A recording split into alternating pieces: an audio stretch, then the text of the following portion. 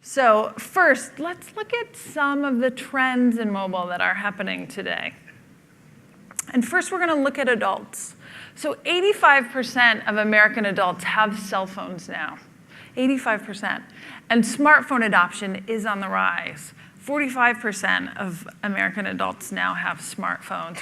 And in fact, just last year, smartphone sales outpaced PC sales for the first time ever.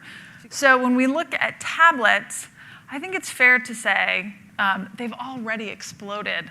I think it's amazing that these devices were just introduced in 2010 because it seems like many of us already can't imagine our lives without them, and they've totally changed the way we interact with a computer. But let's talk for a minute about the demographic that we all really care about, students, and where is mobile in their lives today. So I think it's fair to say that, let's say, if we assume 77% of teenagers have cell phones, about half of them have actual smartphones. And when it comes to tablets, 16% of teens report using a tablet computer to go online in the last 30 days.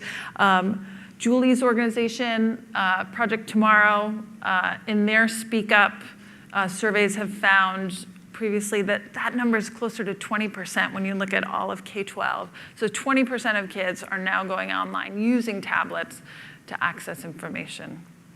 So tablet access has doubled from 2010 to 2011. So I think we all, it's fair to say we've been enthralled by these devices, and they are such natural tools for learning because of their form and function, the way you can put all sorts of content on them.